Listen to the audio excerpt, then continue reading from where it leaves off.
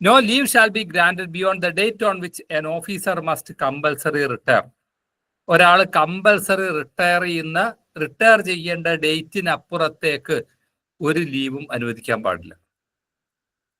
ഉദാഹരണത്തിന്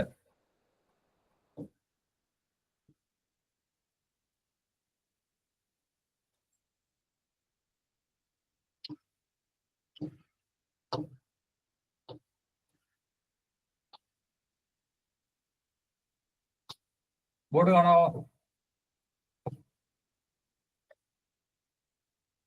ഒരാളുടെ date of birth 27/9/1969 വിചാരിച്ചു.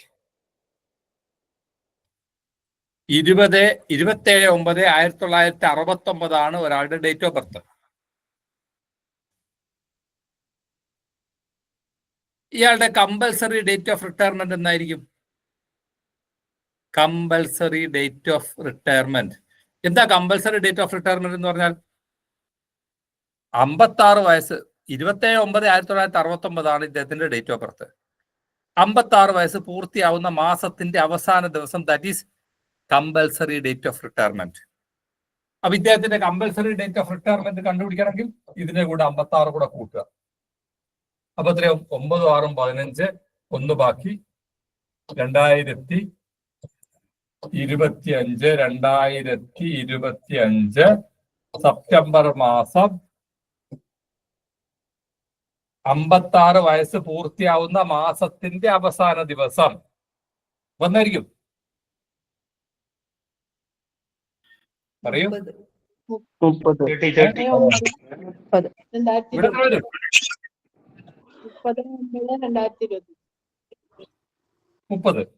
30/9/2025 ഇദ്ദേഹത്തിന്റെ കമ്പൽസറി ഡേറ്റ് ഓഫ് റിട്ടയർമെന്റ് എന്ന് പറയുന്നത്. ഇതൊരു ടീച്ചർ ആയതുകൊണ്ട് 30/9/2025 ഇതാണ് കമ്പൽസറി ഡേറ്റ് ഓഫ് റിട്ടയർമെന്റ് എങ്കിലും ഇയാൾ റിട്ടയർ ചെയ്ത് വീട്ടിൽ പോകേണ്ടതില്ല. 1/10/2025 മുതൽ 1/10/2025 മുതൽ 31/3/2026 വരെ ഇദ്ദേഹത്തിന് സർവീസിൽ തുടരാം. പക്ഷേ ഇതെന്താണ്? ഇത് എക്സ്റ്റെൻഡഡ് പീരീഡ് ഓഫ് സർവീസ് ആണ്. Extended period of service rule 75 പ്രകാരം ഒരാളുടെ കമ്പൽസറി ഡേറ്റ് ഓഫ് റിട്ടയർമെന്റ് 30/9/2025. ഈ ഡേറ്റിനപ്പുറത്തേക്ക് ഒരു ലീവും ഒരാൾക്കും സാങ്ഷൻ ചെയ്യാൻ പാടില്ല. എന്ന് പറഞ്ഞാൽ 1/10/2025 മുതൽ 31/3/2026 വരെയുള്ള എക്സ്റ്റെൻഡഡ് പീരീഡ് ഓഫ് സർവീസിൽ ഒരു ലീവും അദ്ദേഹത്തിന് നൽകാൻ പാടില്ല.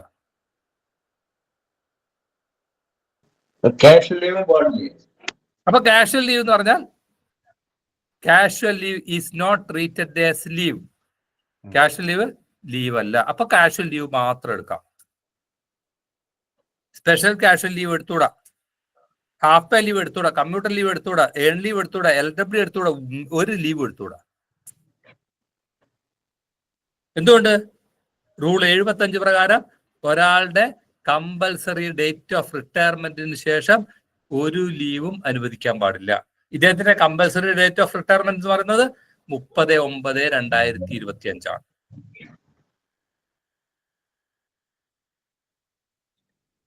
ഓക്കെ. ഇനി 1/10/2025 ശേഷം ഇദ്ദേഹത്തിന് പനി പിടിച്ചു, കാഷ്വൽ ലീവ് ഒക്കെ തീർന്നുപോയി. ഇദ്ദേഹം 25/11/2025 ഒരു 5 ദിവസത്തെ കമ്മ്യൂട്ടർ ലീവിന് അപേക്ഷ കൊടുത്തു എന്ന് വിചാരിക്കും. 25/11/2025 ഒരു ലീവ് അപേക്ഷ എഴുതി കൊടുത്തു. 26-ാം തീയതി മുതൽ 26/11/25 മുതൽ 30/11/25 വരെ ഞാൻ കമ്മ്യൂട്ടർ ലീവിനാണ് എന്നെങ്ങാനും ഒരു അപേക്ഷ 25-ാം തീയതി ഇദ്ദേഹം എഴുതി കൊടുത്താൽ 26-ാം തീയതി ഇദ്ദേഹം റിട്ടയർ ചെയ്തായി കണക്കാക്കും. 26-ന് റിട്ടയർ ചെയ്തായി കണക്കാക്കും. വെറുതെ ലീവ് അപേക്ഷ കൊടുത്താൽ മതി. ലീവ് അപേക്ഷ കൊടുത്താൽ മതി. അത് പാസ്സാക്കണ്ട, ഒന്നും ചെയ്യണ്ട. ഓട്ടോമാറ്റിക്കലി ഇദ്ദേഹം റിട്ടയർ ചെയ്തായി കണക്കാക്കും. ടെർമിനേഷൻ ആയതല്ല, റിട്ടയർ ചെയ്തു. ടെർമിനേഷൻ എന്ന് പറഞ്ഞാൽ പിന്നെ അയാൾക്ക് ഒരു ആനുകൂല്യവും കിട്ടില്ലല്ലോ. Not termination. ഇദ്ദേഹം അന്ന് മുതൽ ഇദ്ദേഹം റിട്ടയർ ചെയ്തായി കണക്കാക്കും.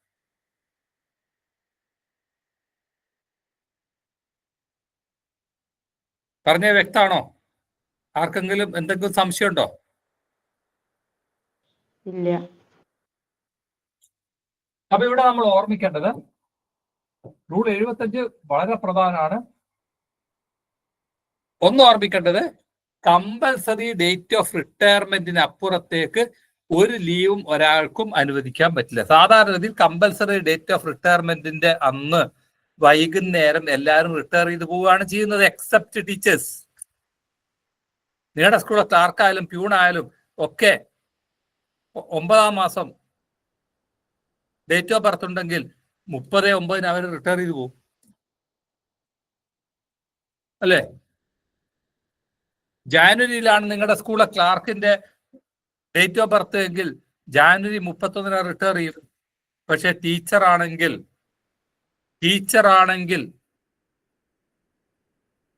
ആ അധ്യയന വർഷം അവസാനിക്കുന്നത് വരെയും സർവീസിൽ തുടരാം. പക്ഷേ കമ്പൽസറി ഡേറ്റ് ഓഫ് റിട്ടയർമെന്റിന് ശേഷമുള്ള എക്സ്റ്റെൻഡഡ് പീരീഡ് ഓഫ് സർവീസ് ഒരു സർവീസ് ആനുകൂല്യങ്ങൾക്കും പരിഗണിക്കില്ല.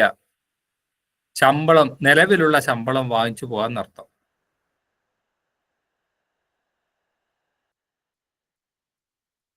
ഒരാളുടെ ഡേറ്റ് ഓഫ് ബർത്ത്, ഒരു ടീച്ചറുടെ date of birth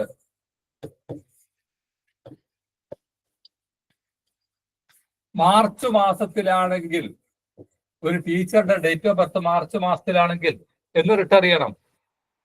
March 31-ന്. 31/3/2025 retire ചെയ്യണം. ഏപ്രിലാണെങ്കിൽ ഏപ്രിൽ 30-ന്.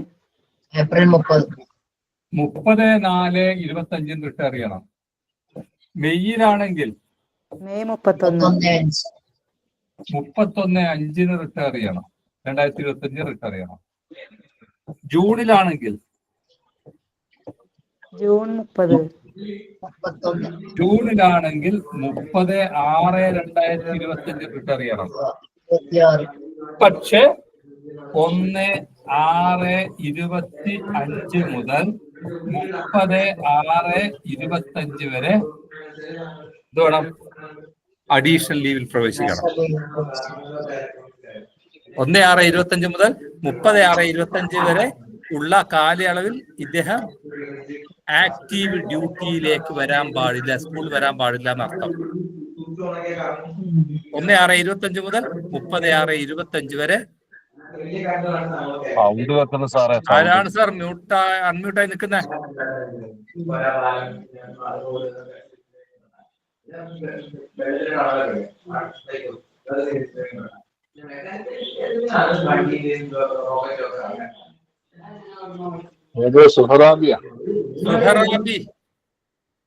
സുഹറാബി മ്യൂട്ടാവൂ.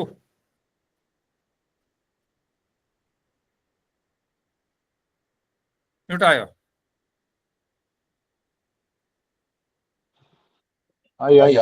ഓക്കെ. അപ്പം ജൂൺ മാസം ഡേറ്റ് ഓഫ് ബർത്ത് വരുന്നവർ 30/6/25 റിട്ടയർ ചെയ്യണം. പക്ഷെ 1/6/25 മുതൽ 30/6/25 വരെ അദ്ദേഹം സ്കൂളിൽ വരാൻ പാടില്ല, അഡീഷണൽ ലീവിൽ പ്രവേശിക്കണം. ആ അഡീഷണൽ ലീവിൽ പ്രവേശിച്ച ഒഴിവിലേക്ക് മാനേജർക്ക് പുതിയ ആളെ നിയമിക്കുകയും ചെയ്യാം. 2/7 ശേഷം ഇത് 1/7 വരുന്ന ആൾക്കും ബാധകമാണ്. 1/7 ഡേറ്റ് ഓഫ് ബർത്ത് വരുന്നവർക്കും 1/7 ഡേറ്റ് ഓഫ് ബർത്ത് വരുന്നവർക്കും 1/6 ഡേറ്റ് ഓഫ് ബർത്ത് വരുന്നവർ 30/6/25 റിട്ടയർ ചെയ്യണം. 1/6/25 മുതൽ 30/6/25 വരെ അഡീഷണൽ ലീവിൽ പ്രവേശിക്കുകയും വേണം. Okay. June 1 date of birth വരുന്നവരുണ്ടോ? ജൂൺ 1 ഡേറ്റ് ഓഫ് ബർത്ത് വരുന്നവർ ജൂൺ 30 മെയ് 31 റിട്ടയർ ചെയ്യണം. ജൂൺ 1 ഡേറ്റ് ഓഫ് ബർത്ത് വരുന്നവർ മെയ് 31. അഡീഷണൽ ലീവിന് പറയുന്ന പേരെന്താ? ഏ അഡീഷണൽ ലീവ് തന്നെയാണ് പറയാ. അതെ ജൂൺ മാസം അതെ ലീവ്. അത് നമ്മൾ അപേക്ഷിച്ചൊന്നും അല്ല, അപേക്ഷിച്ച് സാങ്ഷൻ ചെയ്യേണ്ടതല്ല. അതെന്താണ്? ബന്ധപ്പെട്ട ഓഫീസർ നമ്മൾ അപേക്ഷ ഇല്ലാതെ തന്നെ അനുവദിച്ചു തരേണ്ടതാണ്. നമ്മൾ അപേക്ഷ കൊടുക്കൊന്നും വേണ്ട. നമ്മുടെ ക്രെഡിറ്റിൽ ഒരു ലീവും ആവശ്യമില്ല.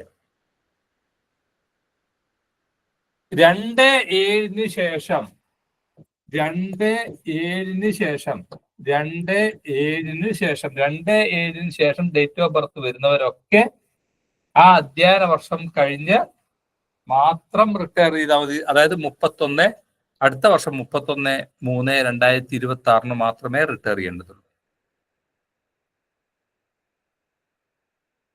പക്ഷേ റൂൾ 75 പ്രകാരം അങ്ങനെയുള്ളവർക്ക് അവരുടെ കമ്പൽസറി ഡേറ്റ് ഓഫ് റിട്ടയർമെന്റിന് ശേഷം ഒരു ലീവും അനുവദിക്കാൻ പാടില്ലാത്തതാണ്.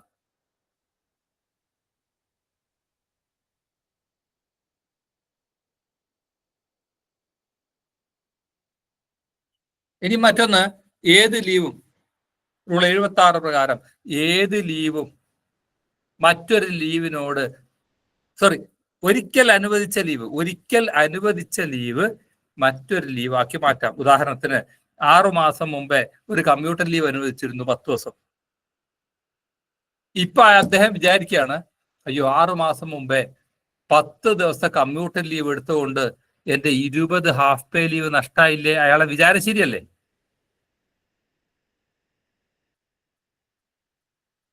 ഉം 6 മാസം മുമ്പേ 10 കമ്മ്യൂട്ടർ ലീവ് എടുത്തു, ശരി. ആ 10 കമ്മ്യൂട്ടർ ലീവ് എടുത്തുകൊണ്ട് എന്റെ 20 ഹാഫ് പേ ലീവ് പോയില്ലേ എന്നുള്ള അദ്ദേഹത്തിന്റെ ചിന്ത ശരിയല്ലേ? അങ്ങനെ ഒരു ചിന്ത വരികയാണെങ്കിൽ നമുക്ക് എന്ത് ചെയ്യാം? അന്നെടുത്ത കമ്മ്യൂട്ടർ ലീവിനെ ഹാഫ് പേ ലീവ് ആക്കി മാറ്റുകയും അധികം വാങ്ങിയ തുക തിരിച്ചടയ്ക്കുകയും ചെയ്യാം. എന്താ ഗുണം? ലീവിന്റെ എണ്ണം നമ്മുടെ ക്രെഡിറ്റിലേക്ക് ലീവ് തിരിച്ചു കിട്ടും. 10 ലീവ് തിരിച്ചു വരും. അതായത് 10 ദിവസം കമ്മ്യൂട്ടർ ലീവ് എടുത്തുകൊണ്ട് നമ്മുടെ ക്രെഡിറ്റ്സിൽ നിന്ന് 20 ഹാഫ് പേ ലീവ് നഷ്ടമായി. അത് നമ്മൾ ഹാഫ് പേ ലീവ് ആക്കുമ്പോൾ 10 ലീവ് തിരിച്ചു കിട്ടും.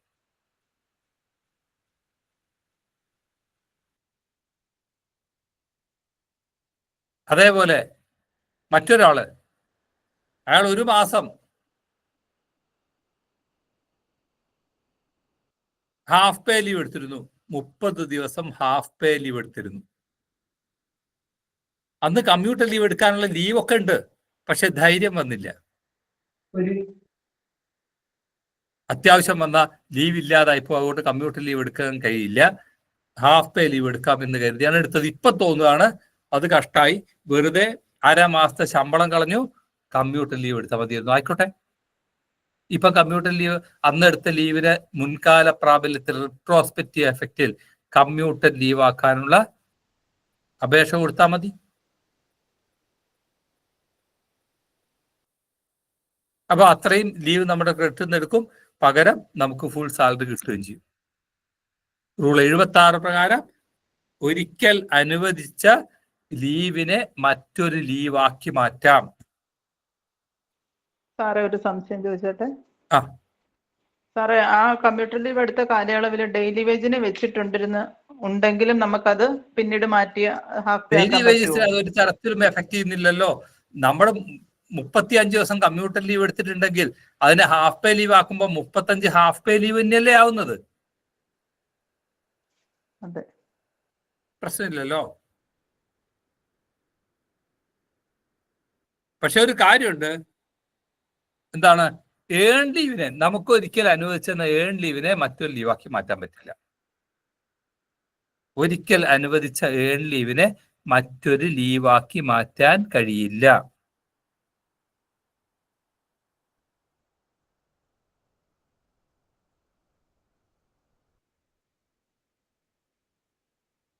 അതുപോലെ ഒറിജിനൽ ലീവ് അനുവദിച്ച തീയതി മുതൽ 1 വർഷത്തിനുള്ളിൽ കമ്മ്യൂട്ടേഷനുള്ള അപേക്ഷ കൊടുത്തിരിക്കണം. ഇപ്പം 15-ാം തീയതിയാണ് ലീവ് അനുവദിച്ചെങ്കിൽ 15/6 ഒരു ലീവ് അനുവദിച്ചെങ്കിൽ അടുത്ത വർഷത്തെ 15/6 മുമ്പേ, ദാറ്റ് ഈസ് 14/6 കമ്മ്യൂട്ടേഷനുള്ള അപേക്ഷ കൊടുത്തിരിക്കണം. എന്ന് പറഞ്ഞാൽ ഒരു വർഷം കഴിഞ്ഞതിന് ശേഷമാണ് കമ്മ്യൂട്ടേഷൻ അപേക്ഷിക്കുന്നതെങ്കിൽ ആ ലീവ് റിട്രോസ്പെക്റ്റീവ് കമ്മ്യൂട്ടേഷനായി അനുവദിക്കില്ല. ഓക്കെ, ഇത്രയും പറഞ്ഞോടുകൂടി നമുക്ക് ലീവുമായി ബന്ധപ്പെട്ട് ഒരു മിനിമം നമ്മൾ അറിയേണ്ട പൊതുവായ കാര്യങ്ങൾ നമ്മൾ മനസ്സിലാക്കി. ഒരു HM എന്നുള്ള രീതിയിൽ പൊതുവായി അറിയേണ്ടുന്ന കുറെ കാര്യങ്ങളിൽ വളരെ എസെൻഷ്യൽ ആയിട്ടുള്ള കാര്യങ്ങളൊക്കെ നമ്മൾ മനസ്സിലാക്കി. ഇത് യഥാർത്ഥത്തിൽ 1.5 മണിക്കൂറുള്ള 4-5 ക്ലാസ് കൊണ്ടാണ് ഈ ഒരു സ്ഥലത്ത് എത്തുക, ഈ ഒരു കാലയളവ്. പക്ഷെ നമ്മളൊരു ടൈം ബൗണ്ടിൽ ഇത് തീർക്കേണ്ടതുകൊണ്ട് നിങ്ങൾ എത്രമാത്രം ഫോളോ ചെയ്തെന്ന് എനിക്ക് അറിഞ്ഞുകൂടാ, നമ്മളിവിടെ എത്തിച്ചു എന്നേ പറയാവൂ.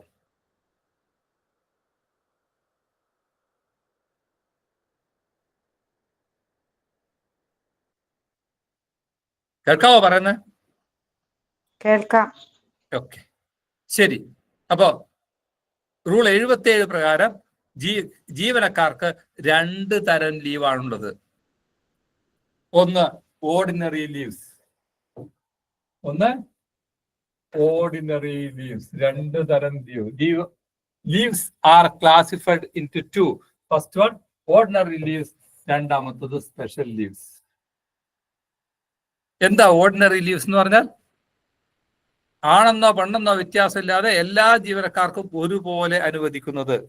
ഉദാഹരണത്തിന് earn leave, half pay leave, commuter leave, leave not due, LWA. 5 ordinary leaves. ഇത് 5ഉം ആണായാലും പെണ്ണായാലും ശരി എല്ലാവർക്കും ഒരുപോലെ കിട്ടുന്നത്, അതുകൊണ്ട് അതിന്റെ പേര് ഓർഡിനറി ലീവ്സ്. എന്നാൽ അതിൽ നിന്നും വ്യത്യസ്തമാണ് സ്പെഷ്യൽ ലീവ്സ് എന്ന് പറയുന്നത്.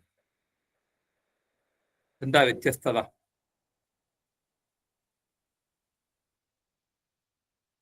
ചില പ്രത്യേക സാഹചര്യത്തിൽ ചില പ്രത്യേകതരം ജീവനക്കാർക്ക് മാത്രം അനുവദിക്കുന്നതാണ് സ്പെഷ്യൽ ലീവ്സ്. ഡിസാബിലിറ്റി ലീവ്, ജോലിക്കിടയിൽ അപകടം സംഭവിക്കുന്നു, സ്പെഷ്യൽ ഡിസാബിലിറ്റി ലീവ് കിട്ടും. അതൊരു സ്പെഷ്യൽ ലീവാണ്. എന്തുകൊണ്ട്? ഒരു ജീവനക്കാരന് ജോലിക്കിടയിൽ ഒരു പ്രത്യേക സാഹചര്യത്തിൽ ജോലിക്കിടയിൽ അപകടം സംഭവിച്ചത് കൊണ്ട് അനുവദിക്കുന്നതാണ് സ്പെഷ്യൽ ഡിസാബിലിറ്റി ലീവ് എന്ന് പറയുന്നത്. മെറ്റേണിറ്റി ലീവ്, ഒരു ലേഡി, സാധാരണഗതിയിൽ സ്ത്രീകൾക്ക് മെറ്റേണിറ്റി ലീവ് ഇല്ല. ആർക്കേ മെറ്റേണിറ്റി ലീവ് ഉള്ളൂ? ഡെലിവറിക്ക് വിധേയമാവേണ്ട ലേഡീസിന് മാത്രമേ മെറ്റേണിറ്റി ലീവ് ഉള്ളൂ. പെറ്റേണിറ്റി ലീവ്, ഭാര്യ ഗർഭിണിയാവുകയും അവരെ ശുശ്രൂഷിക്കാൻ ഒരു ഭർത്താവിന് അനുവദിക്കുന്നതാണ് പെറ്റേണിറ്റി ലീവ്. അല്ലാതെ എല്ലാ ആണുങ്ങൾക്കും പെറ്റേണിറ്റി ലീവ് ഉണ്ടോ എന്ന് ചോദിച്ചാൽ ഉണ്ടാവില്ല. Child adoption leave, hospital leave, ഇതെല്ലാം സ്പെഷ്യൽ ലീവ്സ് ആണ്. ഈ സ്പെഷ്യൽ ലീവ്സിന്റെ പ്രത്യേകത എന്താന്ന് പറഞ്ഞാൽ, ഇത് സർവീസ് ബുക്കിൽ എഴുതണം. പക്ഷേ ഒരു ലീവ് അക്കൗണ്ടിൽ നിന്ന് മെറ്റേണിറ്റി ലീവ് ഇത്ര എടുത്തു, അപ്പം ബാക്കി ലീവ് ഇത്രയേ ഉള്ളൂ, അതില്ല.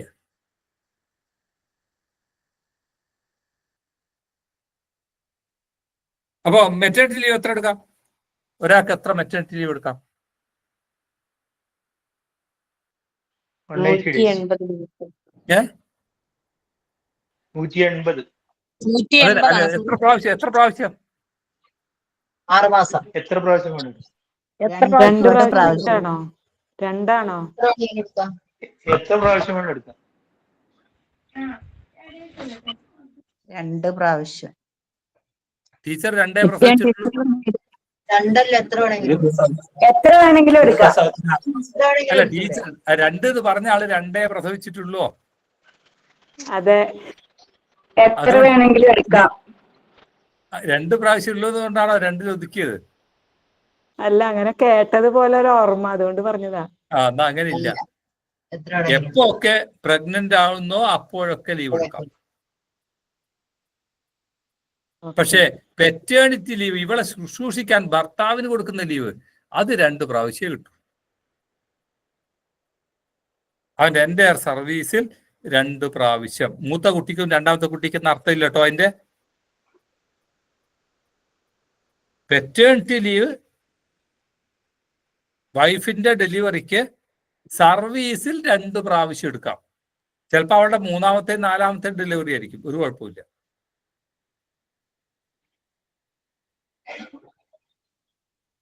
അപ്പോൾ 5 ഓർഡിനറി ലീവ്സും 5 സ്പെഷ്യൽ ലീവ്സും ആണ് നമുക്ക് ഒരു ഗവൺമെന്റ് ജീവനക്കാരന് അനുവദിക്കുന്ന ലീവുകൾ. ഏതൊക്കെയാണ്? Earn leave, half pay leave, commuter leave, leave not leave, LWA. 5 എണ്ണം. 5 ordinary leaves, special disability leave, maternity leave, paternity leave, child adoption leave, hospital leave. 5 എണ്ണം. അങ്ങനെ 5, 5, 10. ഇതിൽ എന്ത് വന്നിട്ടില്ല?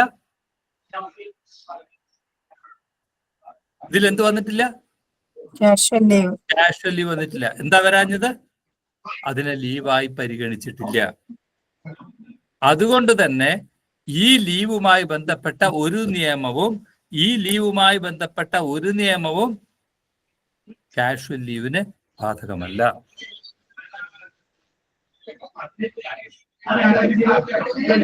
ആരാണ് അൺമ്യൂട്ടായി നിൽക്കുന്നത്?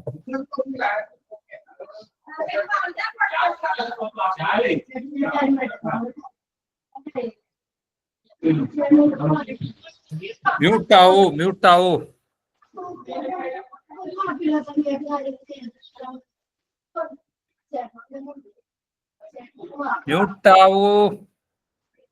ഒന്നവരുടെ പേര് വിളിച്ച.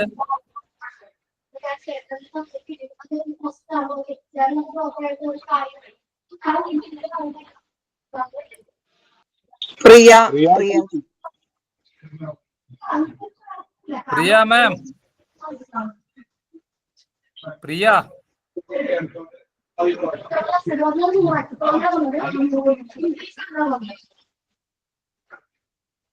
പ്രിയ മാം.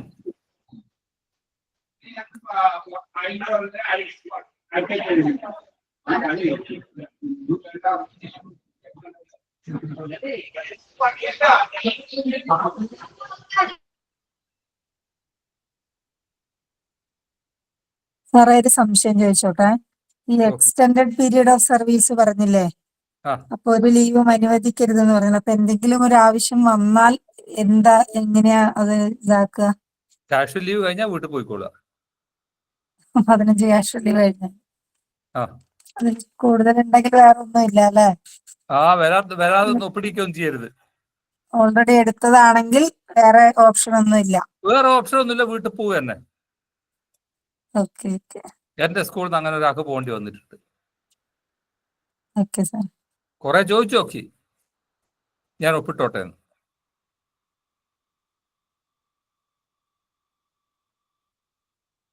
ഈ അവസാനത്തെ വർഷം എന്താണ്, ലീവിനൊന്നും ഒരു നിയന്ത്രണമൊന്നും ഇല്ല എന്നൊക്കെ ഉള്ള ഒരു ധാരണയൊക്കെ ഉണ്ട് പലർക്കും. അത് നമ്മൾ ഇടയ്ക്കൊക്കെ വന്നാൽ മതി.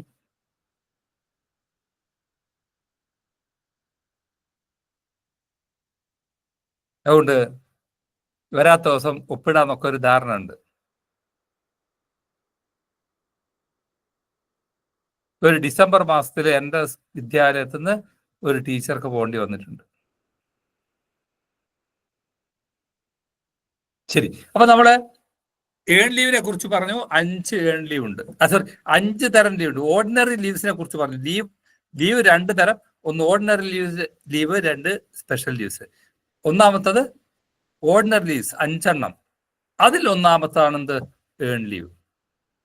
എന്താ ഏൺ ലീവ് എന്ന് പറഞ്ഞാൽ ഡ്യൂട്ടി ചെയ്യുന്ന ദിവസത്തെ അടിസ്ഥാനപ്പെടുത്തി അനുവദിക്കുന്നതാണ് ഏൺ ലീവ്.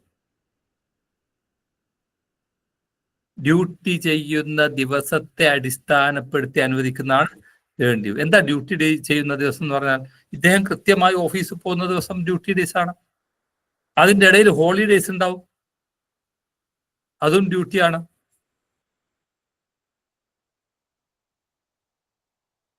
ഇടയിലുള്ള ഹോളിഡേയ്സ് ഡ്യൂട്ടിയാണ്. ഇയാൾ എടുക്കുന്ന കാഷ്വൽ ലീവ് ഡ്യൂട്ടിയാണ്. ആ ദിവസങ്ങൾക്ക് ഏൺ ലീവ് കിട്ടും.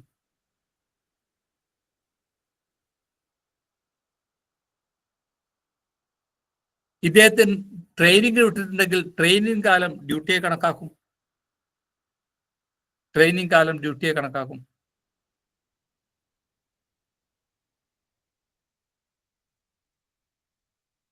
എന്നാൽ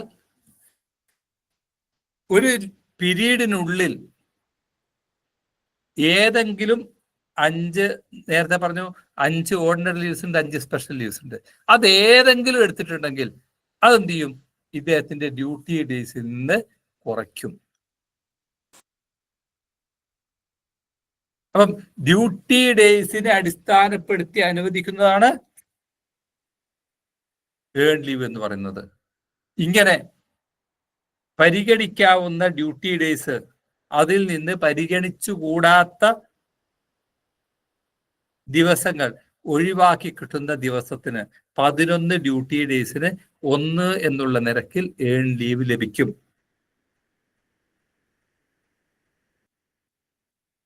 ക്ലിയർ ആണോ പറഞ്ഞ്?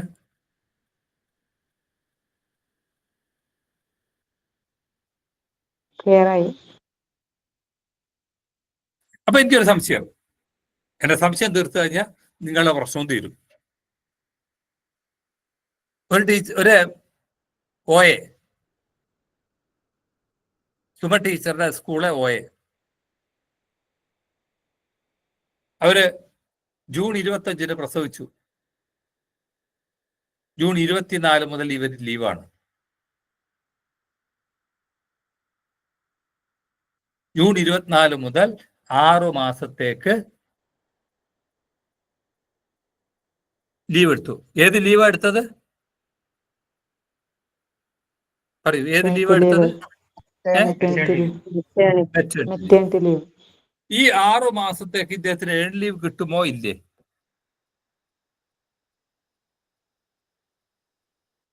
പറയൂ. സ്പെഷ്യൽ ലീവ് അല്ലേ? ആ, ഞാൻ പറയണം. കിട്ടും. ഇല്ല.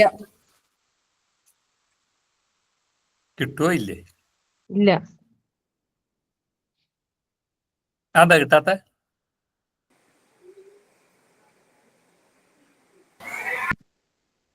ആ സമയത്ത് ഡ്യൂട്ടി ചെയ്യുന്നില്ലല്ലോ, ഡ്യൂട്ടിയായി കണക്കാക്കുന്നുണ്ട്. യെസ്, അതായത് ഡ്യൂട്ടി ഡേയ്സിനെ അടിസ്ഥാനപ്പെടുത്തിയാണ് ഏൺ ലീവ്. ഏൺ ലീവിനെ സംബന്ധിച്ചിടത്തോളം ഡ്യൂട്ടി ഡേയ്സ് എന്ന് പറഞ്ഞാൽ എന്താ? ഏൺ ലീവിനെ സംബന്ധിച്ചിടത്തോളം ഡ്യൂട്ടി ഡേയ്സ് എന്ന് പറഞ്ഞാൽ എന്താണ്? ഇദ്ദേഹം ആക്ച്വലായി ഓഫീസിൽ പോകുന്ന ദിവസം, ഇദ്ദേഹം ആക്ച്വലായി ഡ്യൂട്ടി ചെയ്യുന്ന ദിവസം. പിന്നെയോ ഇന്റർവെനിങ് ഹോളിഡേയ്സ്. ഇന്റർവെനിങ് ഹോളിഡേയ്സ് എന്ന് പറഞ്ഞാൽ എന്താ? ഇടയിൽ വരുന്ന ഹോളിഡേയ്സ്, അതും ഡ്യൂട്ടിയാണ്. ഇദ്ദേഹം എടുക്കുന്ന casual leave,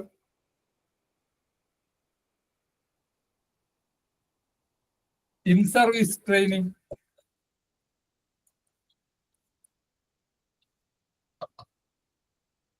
in service training,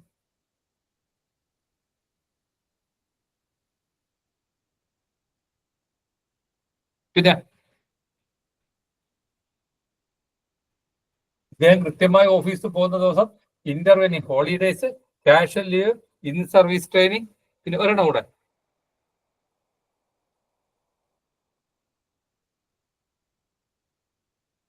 ഔദ്യോഗിക ടൂറൊക്കെയോ?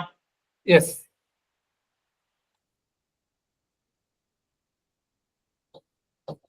Tour journey. ഈ പറഞ്ഞ ദിവസങ്ങളൊക്കെയാണ് എന്ത്? ഏൺ ലീവിന് ഡ്യൂട്ടി ആയി കണക്കാക്കും. അതിൻ്റെ ഇടയിൽ ഒരു മെറ്റേണിറ്റി ലീവ് വന്നു 180, അത് ഒഴിവാക്കണം. അതിനിടയിൽ ഒരു 10 ദിവസത്തെ മെറ്റേണിറ്റി ലീവ് വന്നു, ഒഴിവാക്കണം. അതിനിടയിൽ 25 ദിവസത്തെ കമ്മ്യൂട്ടൽ ലീവ് വന്നു, ഒഴിവാക്കണം.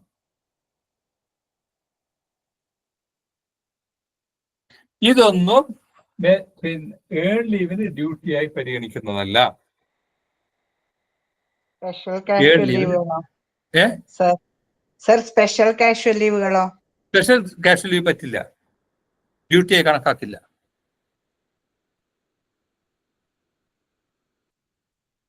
അപ്പൊ സാർ ഒരു സ്പെഷ്യൽ ലീവും ഡ്യൂട്ടി ആയി കണക്കാക്കില്ല അല്ലേ? ഇല്ല ഇല്ല ഇല്ല.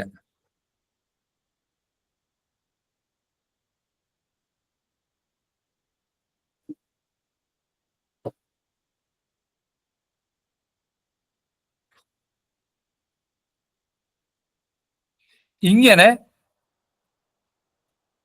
മൊത്തം പീരീഡിൽ നിന്ന് നോൺ ഡ്യൂട്ടി പീരീഡ് ഒഴിവാക്കി കിട്ടുന്ന ദിവസങ്ങൾക്ക് എന്താണ് 11 ഡ്യൂട്ടി ഡേയ്സിന് എത്രയാ?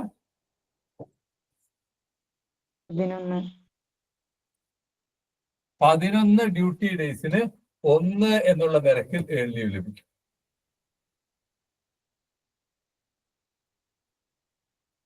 എന്താ? 11 ഡ്യൂട്ടി ഡേയ്സിന് 1 എന്നുള്ള നിരക്കിൽ ഏൺ ലീവ് ലഭിക്കും. 11-ന് 1 വെച്ചിട്ടാണ് ഏൺ ലീവ്.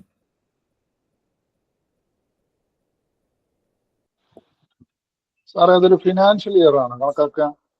എങ്ങനെ? അത് ഏപ്രിൽ 1 മുതൽ മാർച്ച് 31 വരെ എന്നൊന്നുമില്ല. നിങ്ങൾക്ക് 6 മാസം കൂടുമ്പം കാൽക്കുലേറ്റ് ചെയ്ത് നോക്കാം, 8 മാസം കൂടുമ്പം കാൽക്കുലേറ്റ് ചെയ്ത് നോക്കാം. സാധാരണ ഗതിയിൽ എന്താ ചെയ്യാന്ന് പറഞ്ഞാൽ, ഇദ്ദേഹം ഏൺ ലീവിന് അർഹതയുള്ള തസ്തികയിലേക്ക് വന്നു കഴിഞ്ഞാൽ എന്നു മുതലാണോ ഏൺ ലീവ് കാൽക്കുലേറ്റ് ചെയ്യുന്നത് അന്ന് മുതലുള്ള ദിവസം എടുക്കുക. അതിപ്പോ നോൺ വെറ്റ് ഇപ്പൊ HM-ലേക്ക് വരുമ്പോ അതെങ്ങനെയാ ഞാൻ പറയാം. ഇപ്പൊ തൽക്കാലം ആലോചിക്കൂ, എന്തേ ആലോചിക്കാവൂ? ഏത് ദിവസം മുതലും കാൽക്കുലേറ്റ് ചെയ്യാം. ഏത് ദിവസം മുതലും നമുക്ക് എന്ന് മുതലാണോ ഇദ്ദേഹത്തിന് ഏൺ ലീവിന് അർഹതയുള്ള സർവീസ് ആരംഭിക്കുന്നത് അന്ന് മുതൽ ഒന്നുകിൽ ഇദ്ദേഹം ലീവായി എടുക്കുന്നതിന്റെ തലേ ദിവസം വരെ, ഏൺ ലീവായി എടുക്കുന്നതിന്റെ തലേ ദിവസം വരെ. ഇനി ഏൺ ലീവ് സറണ്ടർ ചെയ്യാനാണ് ഉദ്ദേശിക്കുന്നതെങ്കിൽ ഇദ്ദേഹം സറണ്ടർ ചെയ്യുന്നതിനുള്ള തീയതി വരെ. ആ പീരീഡിൽ നിന്ന് നേരത്തെ പറഞ്ഞ 5 ഓർഡിനറി ലീവ്സും 5 സ്പെഷ്യൽ ലീവ്സും സസ്പെൻഷൻ കാലം ഒക്കെ ഒഴിവാക്കി കിട്ടുന്ന യഥാർത്ഥ ഡ്യൂട്ടി ഡേയ്സിനെ 11 കൊണ്ട് ഹരിച്ചിട്ടാണ് എന്ത് ചെയ്യുന്നത്? ഏൺ ലീവ് സൂക്ഷിച്ചു വെക്കുന്നത്. പരമാവധി ഒരാളുടെ ക്രെഡിറ്റ് 300 ഏൺ ലീവ് വരെ മാത്രമേ സൂക്ഷിക്കാൻ പറ്റൂ. ഒരാളുടെ ക്രെഡിറ്റ്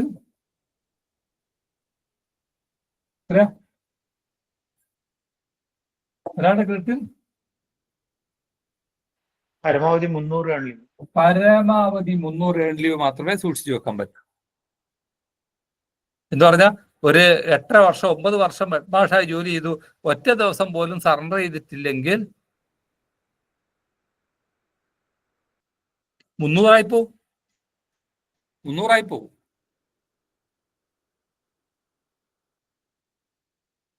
300 പിന്നെ ഇതൊരു പാത്രമാണ്. ഏൺ ലീവിൻ്റെ ഒരു പാത്രമായി സങ്കല്പിക്കൂ. ഓരോ 11 ഡ്യൂട്ടി ഡേയ്സും നമ്മൾ ചെയ്യുമ്പോൾ ഒരെണ്ണം നമുക്ക് തരും. അങ്ങനെ കൂടി ഇത് 30 കഴിഞ്ഞാൽ പാത്രം നിറഞ്ഞില്ലേ? 300 കഴിഞ്ഞാൽ 301 ഇതിൽ വെക്കാൻ പറ്റില്ല.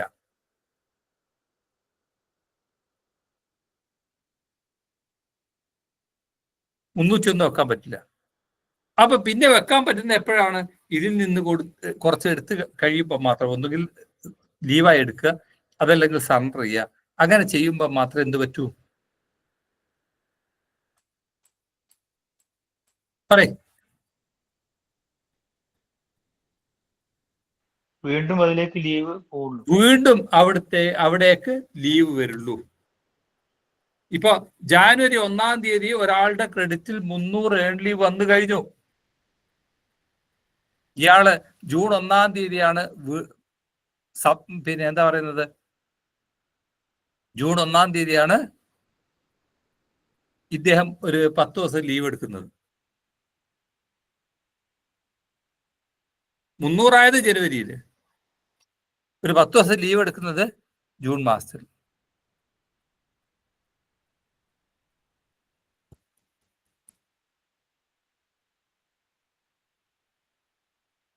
അപ്പൊ എങ്ങനെയാണ്? ജൂൺ 1-ാം തീയതി ഇതിൽ നിന്ന് എടുത്തു കഴിഞ്ഞതിന് ശേഷമുള്ള പീരീഡ് പരിഗണിച്ചിട്ട് അതിലേക്ക് ലീവ് ആഡ് ചെയ്യുള്ളൂ. ഇതിലേക്ക് ലീവ് ആഡ് വരും. അതുകൊണ്ട് എന്ത് ശ്രദ്ധിക്കണം? ഒരിക്കലും 300 ഏൺ ലീവ് ക്രെഡിറ്റിൽ വരാതെ നോക്കണം. കുറെ പേർക്ക് തകരാറ് പറ്റിയിട്ടുണ്ട്.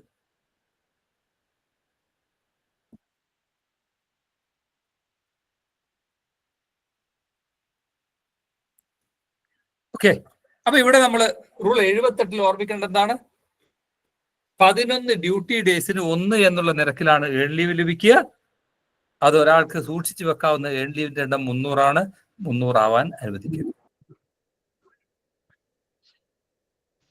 സാർ എന്ന് മുതൽ എൻ ലീവിന് അർഹരാകുന്നത്? നമുക്ക് നോക്കാം. വെയിറ്റ്.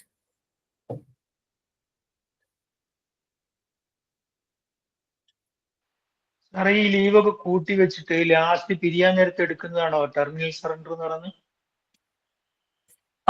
ഏൺ ലീവ് കൂട്ടി വെച്ച്, ഈ ലീവ് എന്നല്ല, ഏൺ ലീവ് കൂട്ടി വെച്ച് റിട്ടയർ ചെയ്തതിന് ശേഷം അത് വിറ്റ് കാശാക്കുന്നതാണ് സറണ്ടർ ഓഫ് ഏൺ ലീവ് എന്ന് പറയുന്നത്.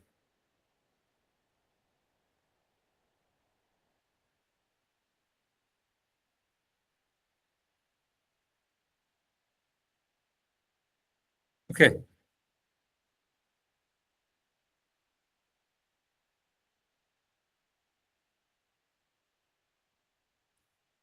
അങ്ങനെ സറണ്ടർ ചെയ്യുമ്പോൾ സർ റിട്ടയർ ചെയ്യുന്ന സമയത്തുള്ള സാലറി അല്ലേ?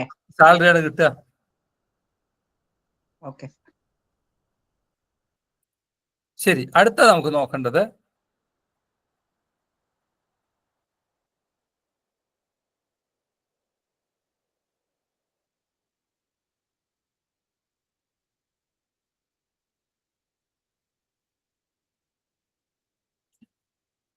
Not 4 rule 81-ന്റെ not 4.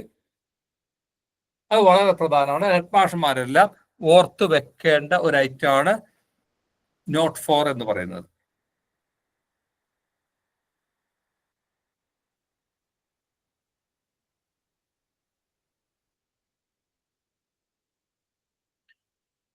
ഇപ്പോ ഒരു ഹെഡ് മാസ്റ്റർ ഒരു government school head master 15/9/2024 HM ആയി ചാർജ് എടുക്കുന്നു.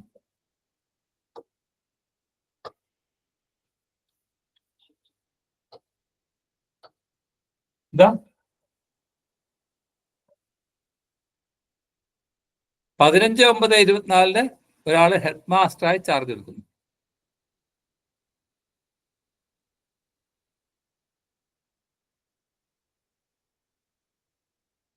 പതിനഞ്ച് 9/24 വരെ, 14/9/24 വരെയും ഇദ്ദേഹം 14 up to 14/9/24 വരെ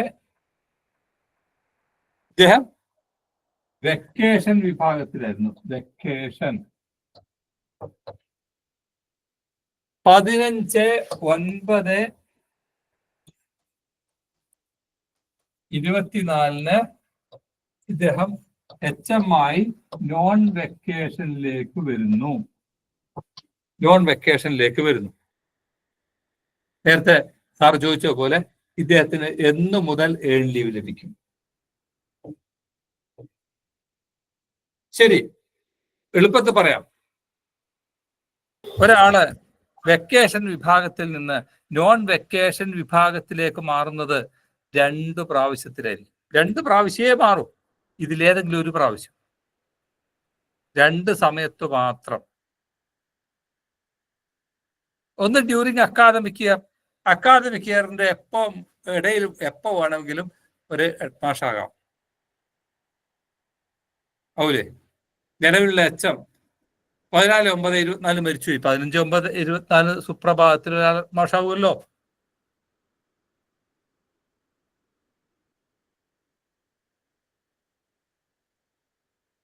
ഇപ്പൊ 15/9/24 നേരത്തെ വെക്കേഷൻ വിഭാഗത്തിൽ ഉണ്ടായിരുന്ന ഒരു ടീച്ചറെ 15/9/24 നോൺ വെക്കേഷൻ വിഭാഗത്തിലേക്ക് മാറ്റി. നോൺ വെക്കേഷൻ വിഭാഗത്തിലേക്ക് മാറിയാൽ എന്താ ഗുണം? ഏൺഡ് ലീവിന് അർഹത. ഏൺ ലീവ് ലഭിക്കും, നല്ല പൈസ ഉണ്ട്.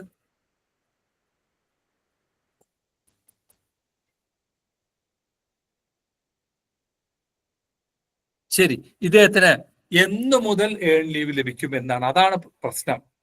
എന്ന് മുതൽ ഏൺ ലീവ് ലഭിക്കും? അത് ഞാൻ പറഞ്ഞു. ആകെ ഒരാള് വെക്കേഷൻ വിഭാഗത്തിൽ നിന്ന് നോൺ വെക്കേഷൻ വിഭാഗത്തിലേക്ക് മാറുന്നത് 2 അവസരത്തിൽ മാത്രം.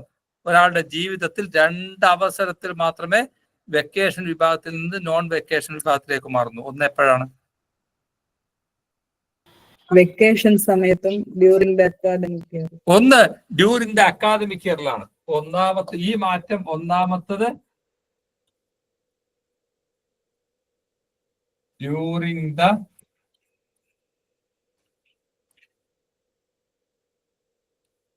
Academic year.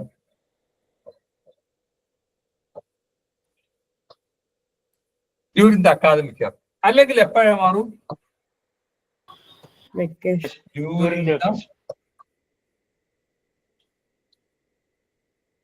During the vacation. ഈ 2 അവസരത്തിൽ മാത്രമേ ഒരാള് ഒന്നുകിൽ അക്കാദമിക് ഇയറിന്റെ ഇടയിൽ അല്ലെങ്കിൽ ഡ്യൂറിംഗ് ദ വെക്കേഷൻ, ഈ 2 അവസരത്തിൽ മാത്രമേ ഒരാള് വെക്കേഷനിൽ നിന്ന് നോൺ വെക്കേഷനിലേക്ക് മാറും.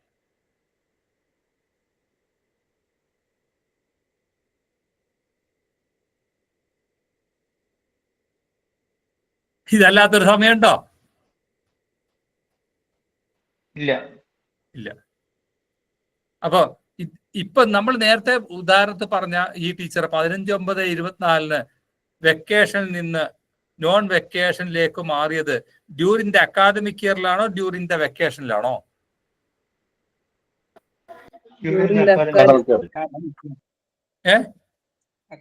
Academic year. Yes, during the academic ഇയറിലാണ് ഇദ്ദേഹത്തിന്റെ മാറ്റം. ഡ്യൂറിംഗ് ദ അക്കാദമിക് ഇയറിലാണ് മാറ്റം. എങ്കിൽ ഇദ്ദേഹം അവസാനം അനുഭവിച്ച വെക്കേഷന്റെ പിറ്റേ ദിവസം മുതൽ, അവസാനം അനുവദിച്ച വെക്കേഷന്റെ പിറ്റേ ദിവസം, ദാറ്റ് മീൻസ് ഈ അക്കാദമിക് ഇയർ ആരംഭിച്ച തീയതി മുതൽ, എന്തായിരുന്നു 2024 അക്കാദമിക് ഇയർ ആരംഭിച്ചത്?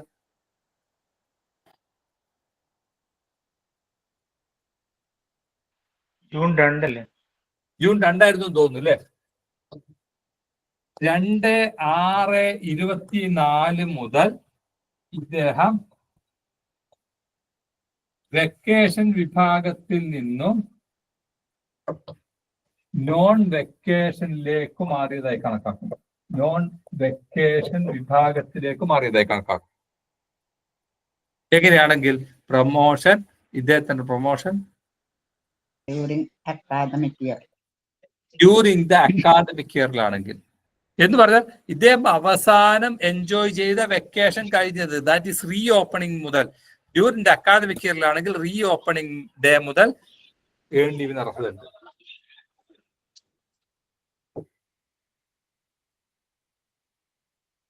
ഒരു ടീച്ചറ് 1/3/2025 പ്രൊമോഷൻ ആവുന്നു.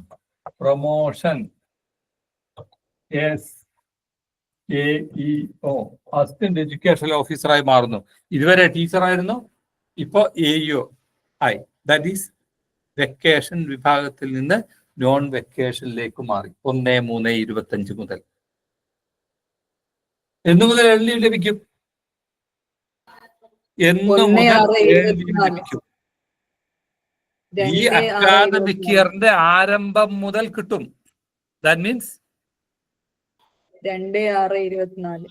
യെസ്, 2/6/24 മുതൽ ഇദ്ദേഹത്തിന് ഏൺ ലീവ് ലഭിക്കാൻ തുടങ്ങും. എന്ന് പറഞ്ഞാൽ ഇദ്ദേഹത്തിന് പ്രൊമോഷൻ ആകുന്നതിന്റെ 8-9 മാസം മുമ്പേ തന്നെ ഏൺ ലീവ് ലഭിച്ചുകൊണ്ടിരിക്കും.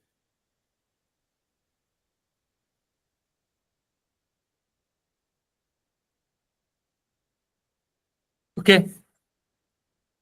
ഇപ്പൊ മനസ്സിലായോ? മനസ്സിലായി. Yes, sir. ഇനി അടുത്ത വിഷയം.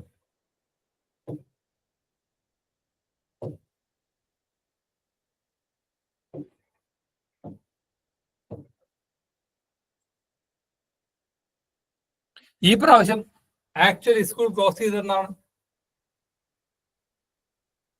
28 28/3/2025 സ്കൂൾ ക്ലോസ് ചെയ്തു.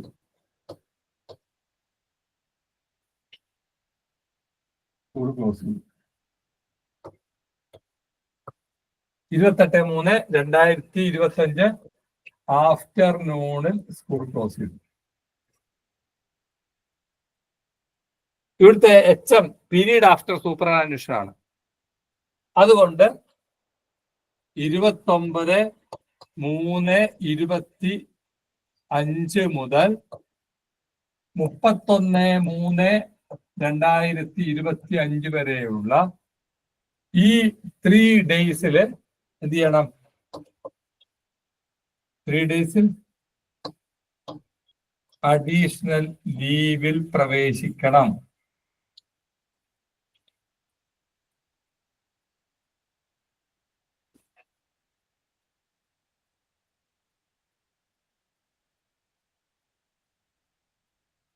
പറഞ്ഞാൽ മനസ്സിലായോ?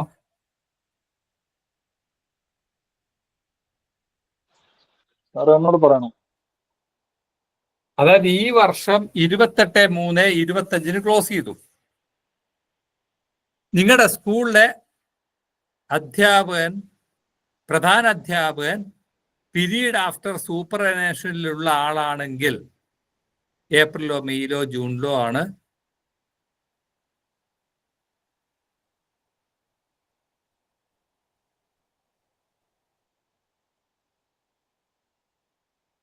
സോറി 28/3/25 എന്ത് ചെയ്യുന്നു? സ്കൂൾ ക്ലോസ് ചെയ്യുന്നു. അല്ലേ? ശരിയല്ലേ? നിങ്ങളുടെ സ്കൂൾ HM 56 വയസ്സ് പൂർത്തിയായി പീരീഡ് ആഫ്റ്റർ സൂപ്പർഅന്വേഷനിലാണ്.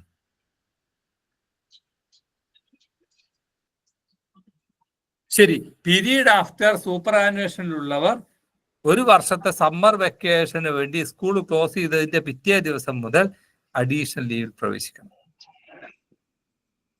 മാർച്ച് 31 വിരമിക്കുന്നവർക്ക് ഇത് ബാധകം? അത് മാർച്ച് മാസം ഡേറ്റ് ഓഫ് ബർത്ത് ആവരുത്. മാർച്ച് മാസം ഡേറ്റ് ഓഫ് ബർത്ത് ഉള്ളവർക്ക് ആ മാസത്തിന്റെ അവസാനം 31/3/25 വരെയും സർവീസിൽ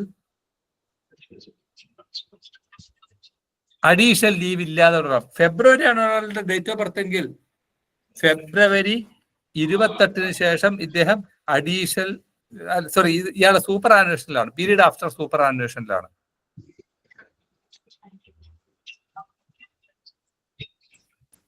റെഡി? അപ്പൊ 29/3/25 മുതൽ 31/3/25 വരെ നിലവിലുള്ള HM അയാൾ പീരീഡ് ആഫ്റ്റർ സൂപ്പർഅന്വേഷനിലാണെങ്കിൽ മാത്രം അഡീഷണൽ ലീവിൽ പ്രവേശിക്കണം. ഞാൻ നേരത്തെ പറഞ്ഞിരുന്നു, അഡീഷണൽ ലീവിൽ പ്രവേശിച്ചാൽ അഡീഷണൽ ലീവിൽ പ്രവേശിച്ച തീയതി മുതൽ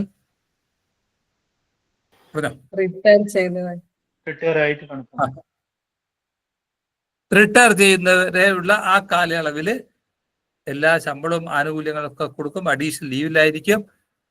പക്ഷെ ആ ദിവസങ്ങളിലേക്ക് ഒരാളെ നിയമിക്കാം.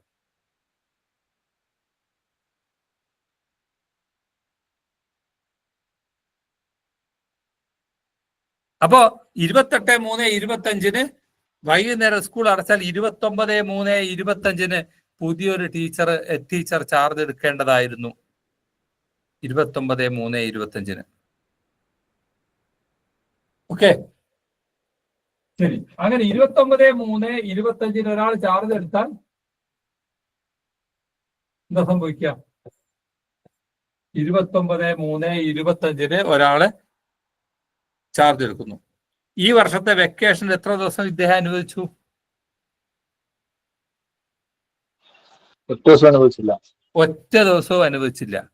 ഇവരെ ഒരു വർഷത്തെ വെക്കേഷൻ ഒറ്റ ദിവസവും അനുവദിക്കാതെ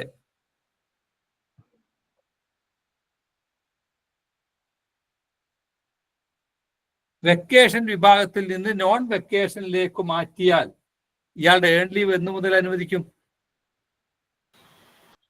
1/6/25, അതായത് റീ ഓപ്പണിംഗ് ഡേ. അതായത് 28/3/25 സ്കൂൾ ക്ലോസ് ചെയ്യുന്നത്. അതിന്റെ തൊട്ട് മുമ്പുള്ള വെക്കേഷൻ എന്ന് വെക്കേഷൻ സ്റ്റാർട്ട് ചെയ്യുന്ന എന്ന്? ജൂൺ 3. ജൂൺ 2-നായിരുന്നു. 2/6/24 മുതൽ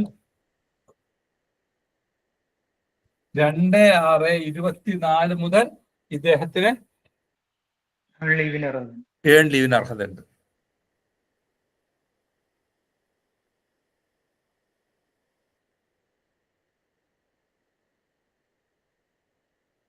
ഈ പറഞ്ഞ ക്ലിയർ ആയി? യെസ്. ഇനി അടുത്തത്, ഇപ്പൊ വെക്കേഷൻ വിഭാഗത്തിൽ നിന്നും നോൺ വെക്കേഷൻ വിഭാഗത്തിലേക്ക് മാറുന്നത് എപ്പോഴാണ്? ഡ്യൂറിങ് ദ അക്കാദമിക് ഇയറിലാണെങ്കിൽ തൊട്ട് മുമ്പുള്ള വെക്കേഷൻ അവസാനിച്ചതിന്റെ പിറ്റേ ദിവസം മുതൽ ഏൺ ലീവ് ലഭിക്കും. ഇനി അതാണ് അടുത്ത് പറയാൻ പോകുന്നത്. എന്നാ നേരത്തെ പറഞ്ഞ പോലെ, പ്രഭാര സാർ പറഞ്ഞ പോലെ 29/3/25 മുതൽ 31/3/25 വരെ ചാർജ് എടുക്കാതെ നിലവിലുള്ള HM ആണ് തുറന്നതെങ്കിൽ എന്നായിരിക്കും ചാർജ് എടുക്കുക? പറയൂ. 1/4/25 ചാർജ് എടുക്കുന്നത്. അല്ലെ, 1/4/25 പുതുതായ ഒരാൾ ചാർജ് എടുക്കുന്നു.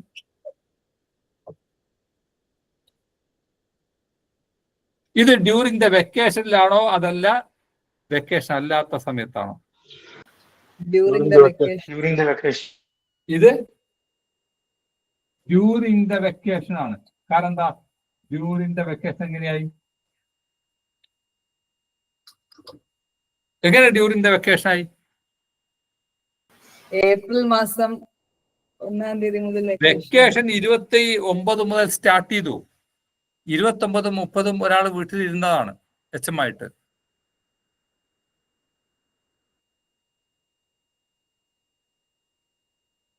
അല്ലേ?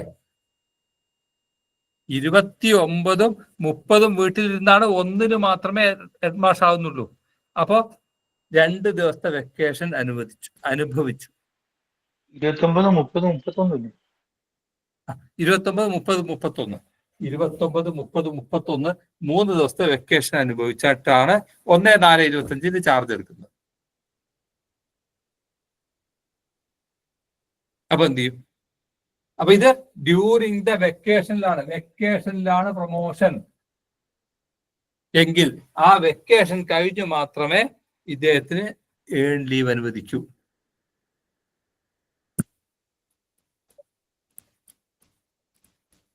എന്താ? ആ വെക്കേഷൻ കഴിഞ്ഞു മാത്രമേ നോർമൽ കേസിൽ 11 ഡ്യൂട്ടി ഡേയ്സിന് 1 എന്നുള്ള നിരക്കിൽ ഏൺ ലീവ് അനുവദിക്കും. എന്താ നഷ്ടം?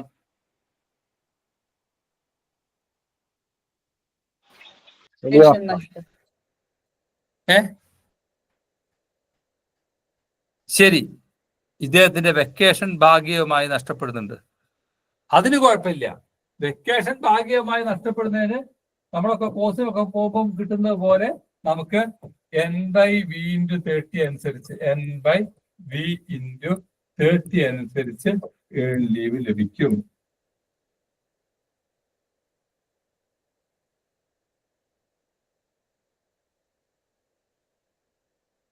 അപ്പൊ ഈ വർഷത്തെ വെക്കേഷൻ എത്ര ഉണ്ടാവും? മാർച്ച് 29, 30, 31 3 ദിവസം.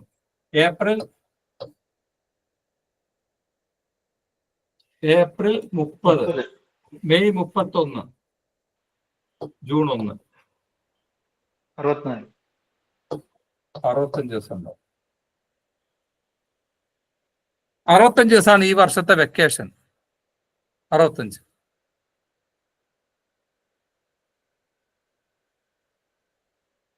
ശരി. അപ്പം എന്നെത്രയാണ്?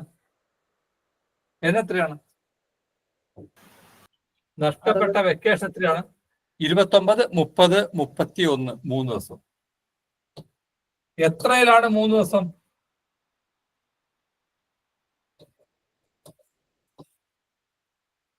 ൽ 3 ദിവസത്തെ വെക്കേഷൻ എന്ത് ചെയ്തു?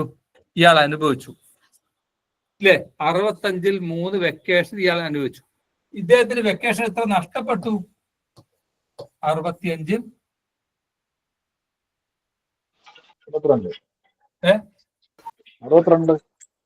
62 വെക്കേഷൻ നഷ്ടപ്പെട്ടു.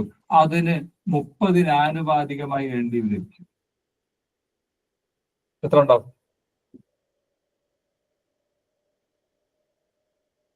62/65 × 30.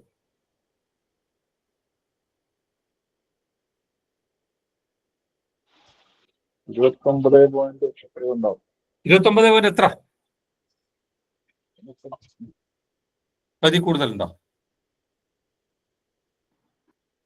28.6. 28.6 ആകുമ്പോൾ 29 ദിവസത്തെ ഏണ്ടി വിട്ടു. 29 ഡേയ്സ് ഏണ്ടി.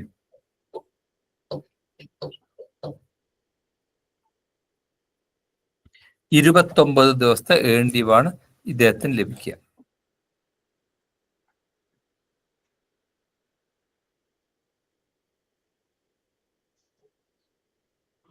എന്നാൽ ആദ്യം പറഞ്ഞതോ ഒരു വെക്കേഷൻ വിഭാഗത്തിൽ നിന്ന് നോൺ വെക്കേഷൻ വിഭാഗത്തിലേക്ക് മാറുന്നു. എപ്പോ? അധ്യയന വർഷത്തിന്റെ ഇടയിൽ. എന്നു മുതൽ ഏൺ ലീവ് ലഭിക്കും? ജൂൺ മുതൽ. റീ ഓപ്പണിംഗ് ഡേ മുതൽ ഏൺ ലീവ് ലഭിക്കും. ഇനി ഒരാള്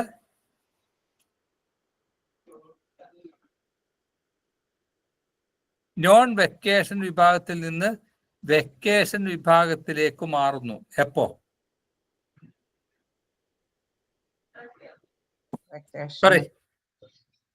ഡ്യൂറിംഗ് ദ വെക്കേഷൻ. എങ്കിൽ ആ വെക്കേഷൻ കഴിഞ്ഞു മാത്രമേ ഏൺ ലീവിന് അർഹതയുള്ളൂ. പകരം പറയൂ. 80v/30 അനുസരിച്ച് നഷ്ടപ്പെട്ട വെക്കേഷന് 80v/30 അനുസരിച്ച് ഏൺ ലീവ് അനുവദിക്കും. ഓക്കെ.